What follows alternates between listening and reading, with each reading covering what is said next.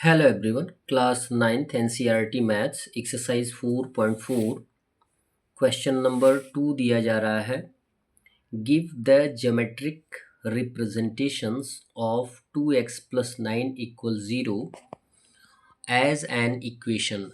यानी इक्वेशन के रूप में जो टर्म यहाँ पे दिया गया है 2x प्लस 9 इक्वल 0, इसे आपको ज्योमेट्री में रिप्रेजेंट कर देना है। और ज्योमेट्री में रिप्रेजेंट का टर्म जो आता है वो आपके लिए बताया गया है, या तो आप लाइन पे रिप्रेजेंट करिए या लाइन के साथ साथ आपको कोऑर्डिनेट ज्योमेट्री में कार्टेशियन प्लेन की बात की गई है उस पे एक्सप्लेन करिए यानी रिप्रेजेंट करिए। यदि सिंगल वेरिएबल होगा तो लाइन पे रिप्रेजेंट करेंगे, और अगर डबल वेरिएबल होगा तो उसे हम कार्टेशियन प्लेन कार्टेशियन सिस्टम में एक्सप्रेस करते हैं।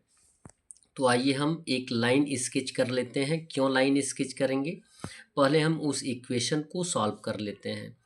इक्वेशन को सॉल्व करेंगे तो हमारे पास इक्वेशन दिया गया है 2x प्लस 9 इक्वल 0। तो 9 को ट्रांसफ़र कर देंगे तो इसका सिंबल क्या हो जाएगा, चेंज हो जाएगा। ये होगा 2x इक्वल -9, और 2 को ट्रांसफ़र कर देंगे तो इसका भी सिंबल चेंज हो जाएगा। तो ये हो जाएगा x इक्वल -9/2। यहाँ पे एज ए मल्टीप्लिकेशन है तो ये आ जाएगा एज ए डिवीज़न। 2 से -9 को रिड्यूस कर देंगे तो आंसर आ जाएगा x का वैल्यू -4.5। ये हो गया आपका x का वैल्यू। यदि ये सिंगल वेरिएबल है तो हम इसे क्या कर सकते हैं, एक लाइन पर रिप्रेजेंट कर सकते हैं। तो यहाँ पे वैल्यू जो हमारा आया है वो क्या है, नेगेटिव है। तो हम ज़ीरो के किस साइड रिप्रेजेंट करेंगे, लेफ़्ट साइड रिप्रेजेंट करेंगे। तो एक नंबर लाइन स्केच करेंगे, नंबर लाइन पे ज़ीरो को एकदम राइट साइड एक्सप्रेस करेंगे, और ज़ीरो के लेफ़्ट साइड जो है निगेटिव नंबर्स एक्सप्रेस करेंगे by the help of scale and pencil. उसके बाद ज़ीरो के राइट साइड जो हैं वो स्केल की सहायता से हम क्या करेंगे, इक्वल डिस्टेंस ले लेंगे। इक्वल डिस्टेंस लेंगे -1 -2 -3 -4 -5 -6, यानी जितना चाहें उतना, लेकिन आपको उतना लेने की आवश्यकता नहीं है। जितने को हमें एक्सप्रेस करना है, कोशिश करनी है कि उन्हीं नंबरों को हम क्या कर लें, एक्सप्रेस कर लें। -1 -2 -3 -4 -5, हमें -4.5 को कहाँ एक्सप्रेस करना है।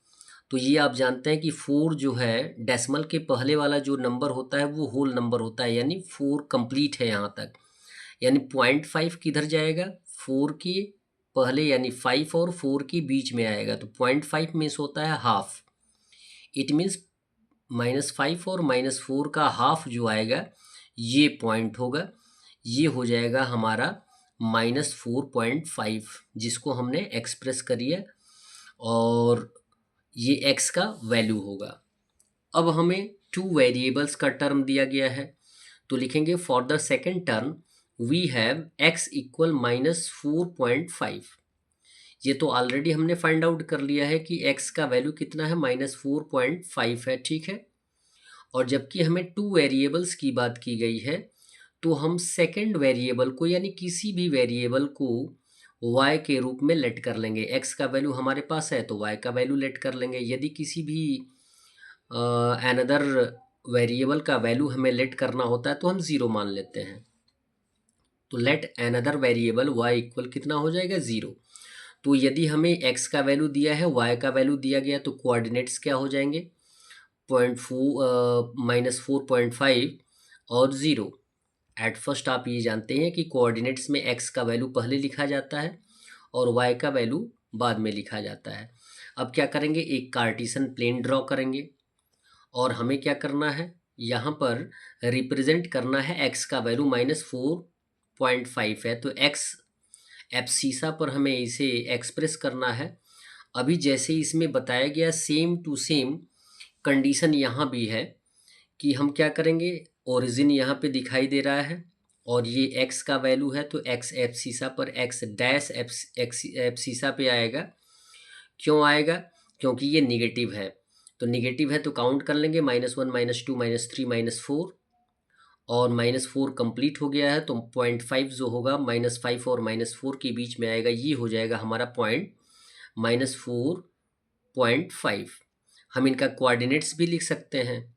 कोऑर्डिनेट्स लिख सकते हैं -4.5, 0। 0 ओरिजिन होता है y का वैल्यू या x का वैल्यू, दोनों का वही है, सेम टू सेम। इसे हम एक वर्टिकल लाइन स्केच करके शो कर सकते हैं। इस पॉइंट को हम एक वर्टिकल लाइन स्केच करके शो कर सकते हैं और इस इक्वेशन का भी नाम दे सकते हैं। इस इक्वेशन का नाम है 2x + 9 = 0। That's all. वीडियो को लाइक करें और चैनल को अवश्य सब्सक्राइब करें। धन्यवाद।